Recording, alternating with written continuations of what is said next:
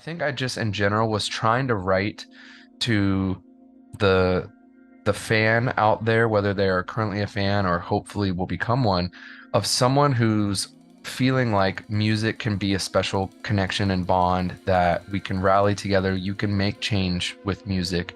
You can make change with lyrics and the way you convey, your message. So The word alive is dead. That is the bold statement with which the band chose to open their seventh studio album, Hard Reset, their first full-length release in over 3 years.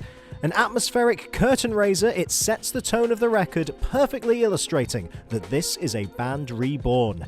Telly Smith guides us through the writing process behind Hard Reset, from collaborating with friends both old and new, to mixing together all of their past sounds and influences into one cohesive package.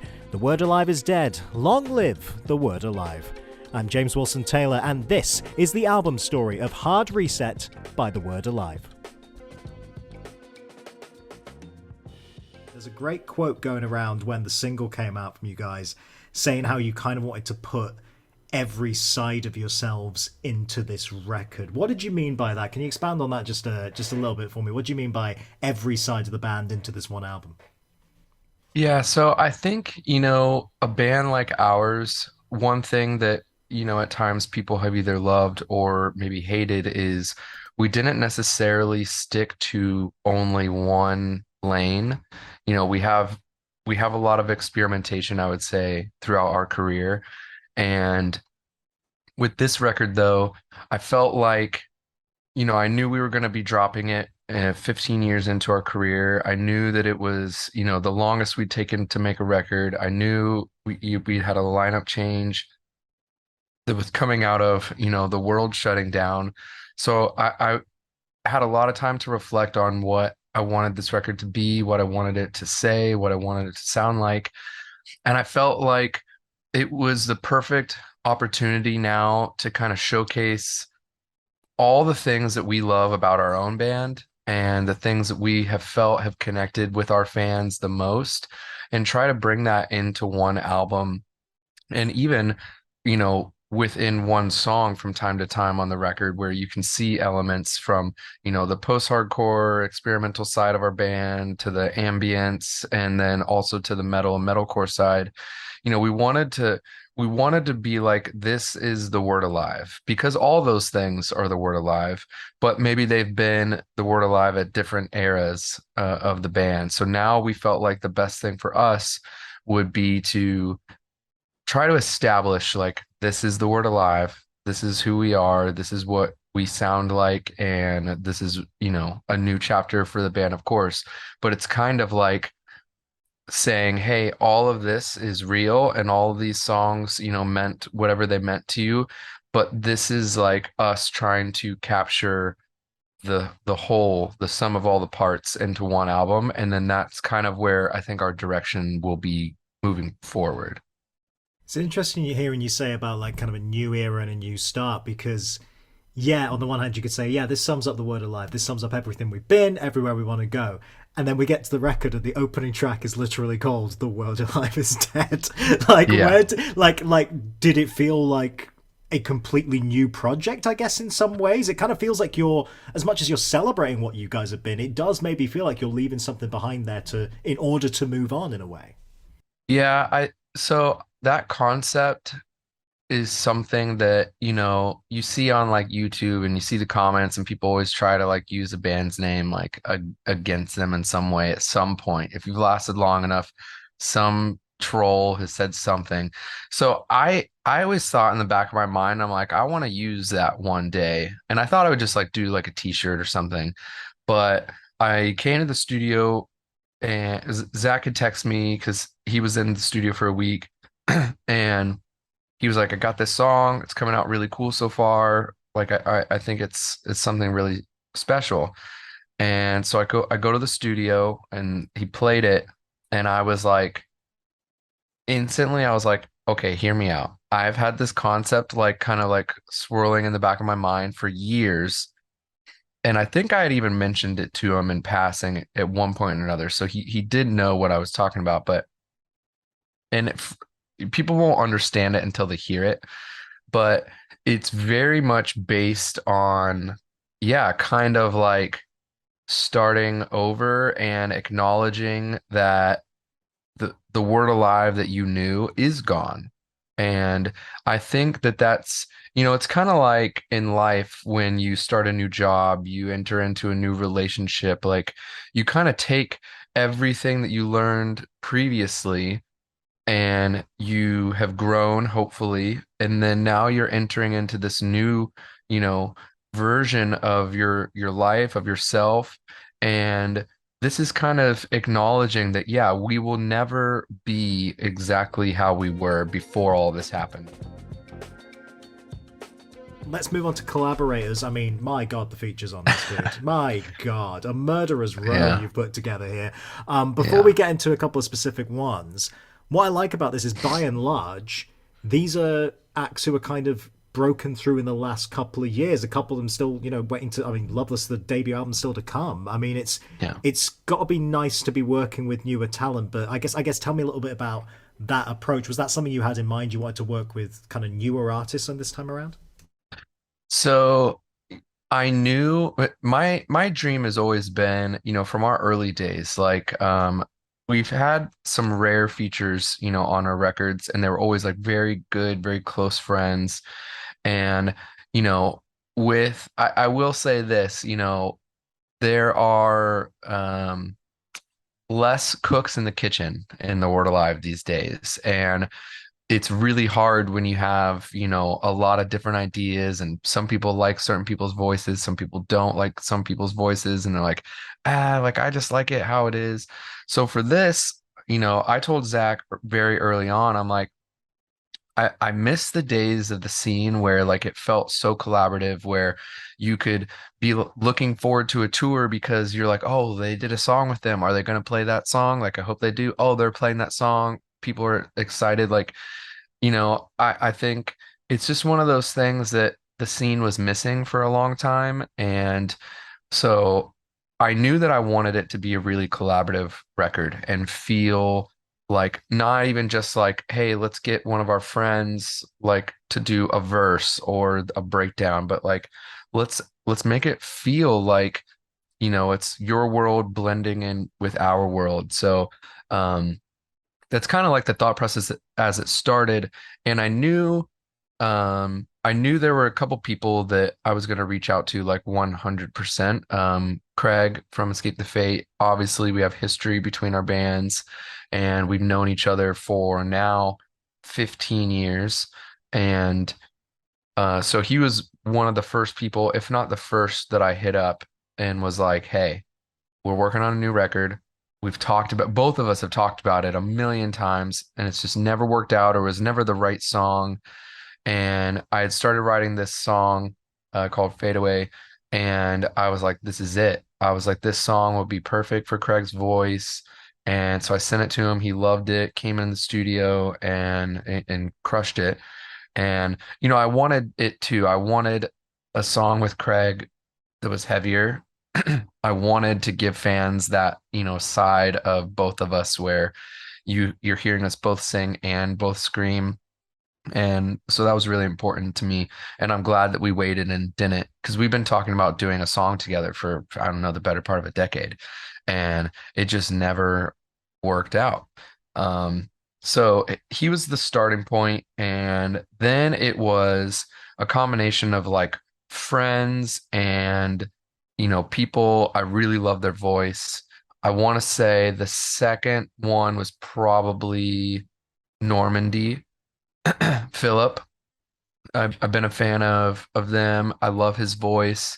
Wrote a song, actually started writing it right before, it was the day that I got COVID for the first time, was the day that we started writing this song. And the working title was called Storm the Castle. And it just has this kind of like swaggy, like, I don't know, like confidence to it. And I was like, this is perfect for his voice. And so it just kind of was like that. As we were writing songs, as we were building the record, instead of just being like, I want this singer, it was like, let's write the best songs we possibly can for this album. And then those songs are gonna speak towards who might be best to be on it. And so didn't really like pre-plan every one of the features, but then every one of them, except for Julian, are people that we've known or I've known for many, many years. Julian and I for Hate Me, which is funny, I had heard something he did online. I kept seeing his videos pop up, and I was like, damn, I was like, this dude can sing. And so we started following each other. We started slowly talking online. Fans started realizing we were following each other. And then they were like, you guys should collab. And so I basically was like, I knew that we were making a new record. At this point in time, no one else did. Obviously, people could probably assume, but I was like very deep into working on a new record. And so this song that I had started writing actually in 2019, I revamped it and I was like, okay, this is the one. This is maybe one of my favorite songs I've ever written. And so I sent it to him and I was basically just like, are you ready? Like, this is what people have been asking for. And he sent me back his first raw, rough idea like 45 minutes later. And it was pretty close to what it ended up being. And it was just so good. It was so perfect. And I would say it's one of both of our best vocal performances, like as far as what I've heard from him, what people have heard from me. And so we were really excited about it. It's actually the next single that's going to come out too. So not that long from now. So we're very stoked on it. I just had dinner with him like 2 nights ago, and I think it's a fun song. It's one of the more like positive message based songs on the record, which was nice because at first I was like, is this whole record gonna just be like angry and sad? But it ended up being, one of the more positive message ones. So yeah, loved like discovering this voice because I discovered his voice probably in like 2020, I would say. And and then here we are now. He's on the record and they're great. Yeah, they're so on the rise at the minute. It's really exciting to see, and interesting to see their collaboration choices actually, because they've worked with so many like real kind of diverse mix of people, and yet it seems to keep Hmm. fitting. It's really really cool to see. We've got to mention Yeah. Bad Omens as well, because I mean, my God, Yeah. the year they've been having in general is absolutely wild. But I also feel like Yeah. the state that they're at in their career and everything, surely they must cite you guys as an inspiration from back in the day. Like, they must. I know you probably have known them for a little minute, but I mean, you can certainly hear that influence in terms of what they're doing now and in terms of what you guys have been doing the last few years. This feels like such a natural fit to me. So yeah, so Noah, he actually for several years, he's been the one who's actually recorded most of my guest vocals. Um, I love Bad Omens. I was a big champion of theirs. I was always we were trying to work out touring together, have multiple times. And then also from doing like the recording with Noah, then Noah and Jolly had been working on what would become The Death of Peace of Mind, and they were working on some other writing for other artists. And as I was writing, I think I was just over at their studio one day, and I was just like, what are you working on? Like, what are some things that like you're vibing with that maybe aren't for Bad Omens, and would you want to maybe, co-write some stuff together? And so they showed me some stuff. We co-write 2 songs that did not make the record, one of which 100% will be coming out at a later time. The other one we just didn't get finished with it, and I had at this point too many songs. So we're like, okay, I got to like hone in on what I have. But um, it was funny because I love Noah's voice, singing and screaming. I obviously Bad Omens right now are one of not only just the hottest bands in the world, but they're they're transcending a world that normally doesn't get accepted by the other side, and they are, and it's very special. I think it's opening a lot of doors for the scene as a whole. I think it's bringing in an influx of new fandom that a lot of them have never been to shows before. Same with Loveless, where it's like this their first concert might be a Bad Omen show or a Loveless show, and they don't know like to them, The Word Alive is a brand new band. And so it's been pretty cool to see for my friends just, their success. All the guys in that band are just sweethearts. Their crew is top notch. And it's kind of one of those things where if you didn't know what was going on behind the scenes and you hadn't been seeing the work put in, you might think that it was like just out of nowhere, but they've been planning and working towards this like for years. And I think that's one thing that doesn't really get said often enough is this wasn't necessarily like a fluke to me. It was an inevitability that they were going to definitely take a lot of steps forward. Now, I don't think anyone could have guessed that they would just leap this far ahead. It's very rare. It's very special. I can name only a couple times in history in our scene that's happened. Even with Bring Me the Horizon, it was more like, growing, growing, growing. This is like, you know, this is skipping some steps in some ways, but they were ready for it. And I think that's like the the the thing that's most inspiring and should be inspiring to young and newer bands is when you do things the right way, when you have a vision and you plan and you're just ready for the moment. There's never been a band, I don't think, that was more ready for the moment than they were. And so then as, I'm sharing stuff with Noah, and when he heard one of us, he was like, "This is my vibe." He was like, "This is my vibe," and he's like, "Let me sit on it for like a week. Let me sing over it, see if I can, get things feeling like where it makes sense for them just as much as it does for us." And so he worked on it. He asked me, he's like, "Can I do some like additional production stuff?" Because he's really great at that. And he did, and everything he did was like perfect. And um, so I went back to his studio, and I was there when he tracked a chunk of it, and it just was so good. It truly, to me, that song feels like if Bad Omens and The Word Alive had a baby. Like, people always say that phrase. I think out of all the features, it really does capture the most of both bands into one song. And because he did additional production, and it like helped tie in some of that dark, vibe that the Bad Omens have. I'd love to just hear a bit in general about your approach to lyrics. Actually, I know that every band kind of comes at it from a different angle. Obviously, you were kind of making a bit of a statement with this record anyway, as we've already discussed. It feels like a new era, it feels like a new start for you guys. How did that kind of manifest itself when it came to actual lyric writing for you?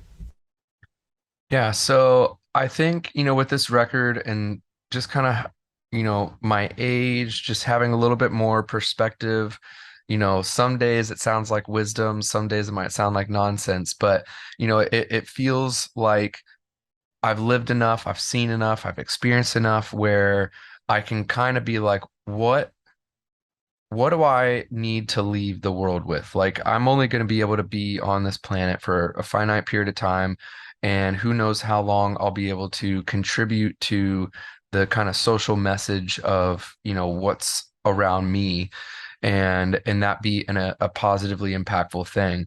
Well, so I feel like the world has been getting darker and darker, worse and worse, and that's separate from, the world shutting down, just in general society, the way people talk to each other, the way people treat each other, the news, everything just feels like, you're like slowly like choking the good out of, humanity. And so that really had been taking a toll on me mentally as far as like the message I felt like I needed to convey. It was like for the first time in a long time, I was feeling that anger, I was feeling that angst, I was feeling that frustration. And so I feel like that definitely comes across throughout the record, where it's almost like at times, the title track um is one song that deals with that, Nocturnal Future, which we put out first. It's kind of like this pleading, this desperation of like, am I the only one who sees this right now? Am I the only one who feels like if we don't start working on things, if we don't start making changes now, like what kind of world are we going to leave, the next generation and the generations to come?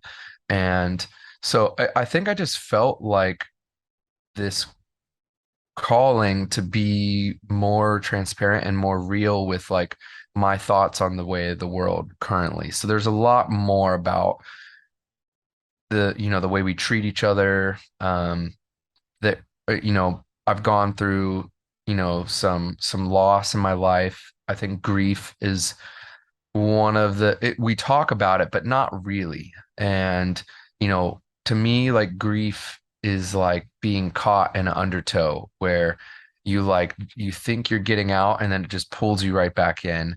And so I think there's a lot of that on this record where it felt like every time, or a lot of times in my life, I would find myself almost getting to where I wanted to go, almost having this, whether it's success in the band, success in relationships, success in business, success in like, navigating mental health. Like you feel like you're like figuring things out constantly off and on throughout your life. And then you're like, have this rude awakening where you're like, I don't know shit.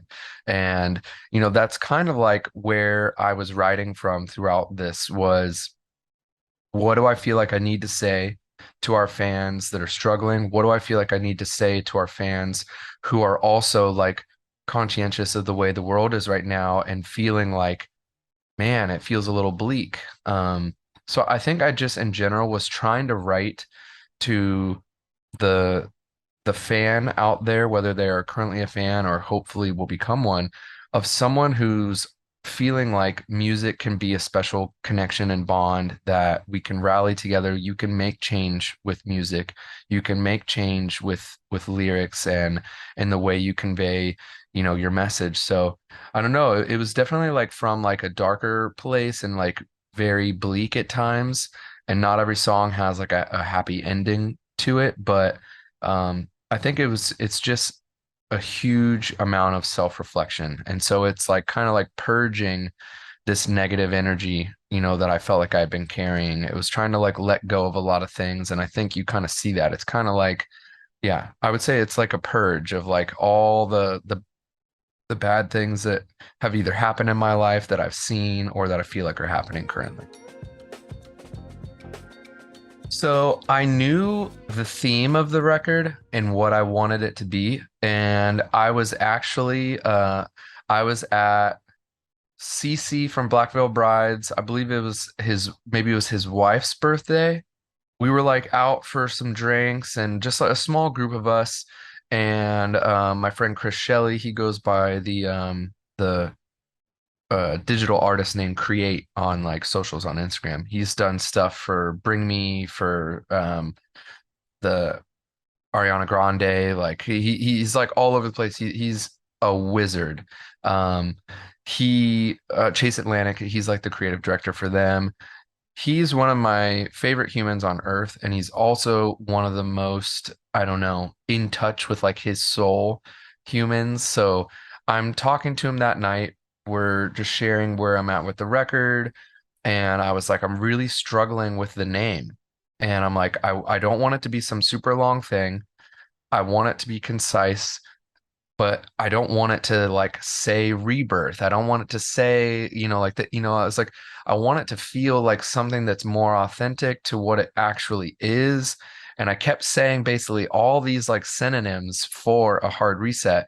And he said it. He's like, you're kind of talking about a hard reset. And I was like, that's it. I was like, that's exactly what it is. And it's funny because like, I stream on Twitch and I played a shit ton of video games, during, being stuck in my house. And sometimes we would be like, hold on, I gotta like hard reset my computer, everything. So it's all messed up. And you turn it off and turn it back on, and then everything works.